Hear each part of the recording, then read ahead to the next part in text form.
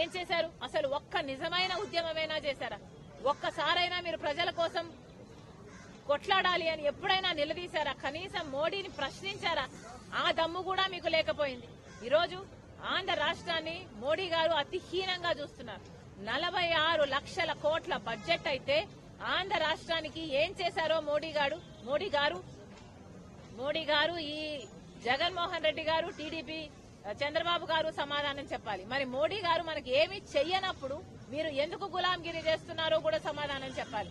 అసలు 46 లక్షల కోట్ల బడ్జెట్ అయితే మన అమరావతి రెయిన్ జోన్ కంట ఎంత కేటాయించారో తెలుసా అండి? ఈరోజు పేపర్లో వచ్చింది, 1000 రూపాయలు ఇచ్చారట. 1000 రూపాయలు కేటాయించారంట. అంటే మనకు 25 ఎంపీలున్నారు, ఇంకొక 6 మంది రాజ్యసభ ఎంపీలున్నారు. మొత్తం 31 మంది ఎంపీలుంటే తలా 33 రూపాయలు తీసుకొచ్చారనమాట. ఇంతకంటే సిగ్గుమాలిన పని ఇంకేమైనా ఉందా? ఈ 33 ఎంపీలు మీ జన్మ సార్థకమయ్యేది కదా మీరు ప్రత్యేక హోదా కోసం కొట్లాడుంటే. కనీసం ఒక్కసారైనా ప్రశ్నించారా? ఒక్కసారైనా మీరు కొట్లాడారా? ఒక్కసారైనా మీరు గొంతు విప్పారా? ప్రత్యేక హోదా ఎంత అవసరమో మీకు తెలిసి కూడా ప్రజల చేత మీరు ఓట్లేయించుకున్నారు అన్న ఇంగితం కూడా లేకుండా, కనీసం ఆ ప్రజలకు కనీస కృతజ్ఞత లేకుండా మీ స్వలాభం కోసము ప్రజలను తాకట్టు పెట్టారంటే ఇంకా మిమ్మల్ని నాయకులు అని ఎలా అనుకోవాలి? మళ్లీ చెప్తున్నాం, ప్రత్యేక హోదా ఆంధ్ర రాష్ట్రానికి చాలా అవసరం. కాంగ్రెస్ పార్టీ ప్రత్యేక హోదా కోసం మొదటి నుంచి కొట్లాడుతూనే ఉంది. 1 కోటి సంతకాలు సమకూర్చింది ప్రత్యేక హోదా కోసం కాంగ్రెస్ పార్టీ. ప్రతి సంవత్సరం బీజేపీ పార్టీ ప్రధానమంత్రికైనా, అటు హోంమంత్రికైనా, అటు ఫైనాన్స్ మినిస్టర్ కైనా లెటర్లు ఇస్తూనే ఉన్నారు. ఎక్కడ వీలైతే అక్కడ, ఎక్కడ చేతనైతే అక్కడ సభలు పెడుతూనే ఉన్నారు, ప్రత్యేక హోదా కోసం కొట్లాడుతూనే ఉన్నారు. కానీ ఆంధ్ర రాష్ట్రంలో కాంగ్రెస్ పార్టీకి బలం లేకపోవడం వల్ల ఈరోజు కాంగ్రెస్ పార్టీ ఒక ధర్నా చేసి మేము చెప్పాల్సి వస్తుంది తప్ప సభల్లో చెప్పే ధైర్యం, సభల్లో చెప్పే అధికారం మాకు లేకపోయింది. కానీ ఈ రోజు వరకు కూడా స్టేట్ అసెంబ్లీకైనా కూడా, ఇక్కడ సెంట్రల్లో లోక్సభ అయినా కూడా మీరు స్టేట్ రిప్రజెంటేటివ్స్ అయ్యుండి, ఎమ్మెల్యేలు అయ్యుండి, ఎంపీలు అయ్యుండి మీరు ఎందుకు గొంతు విప్పడం లేదో ఆంధ్ర రాష్ట్ర ప్రజలకు సమాధానం చెప్పాలి.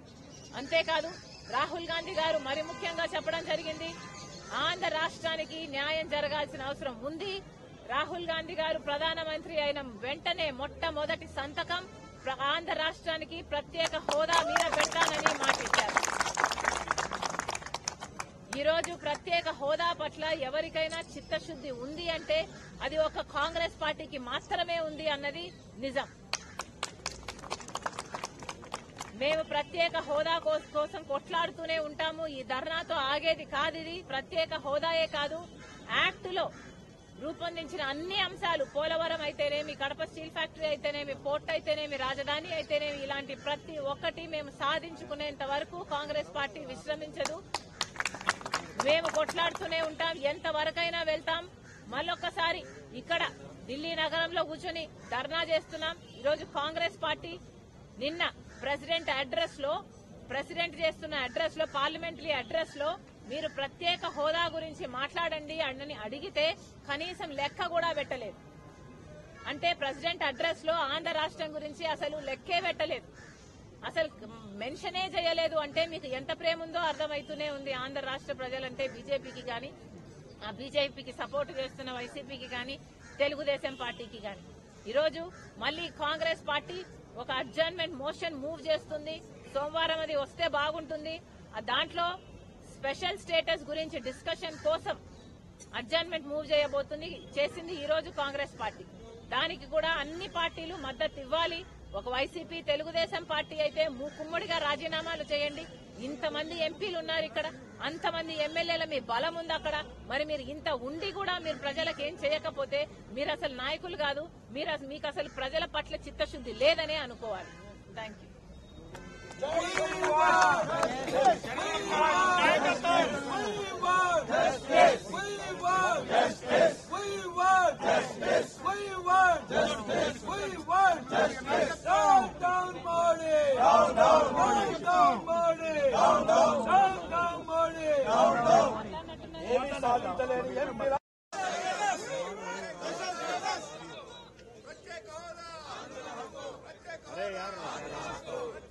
भाई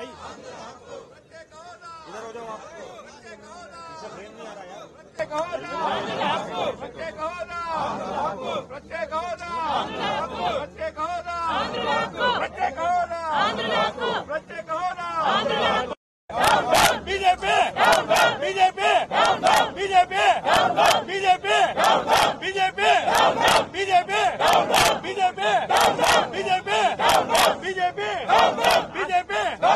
We want justice!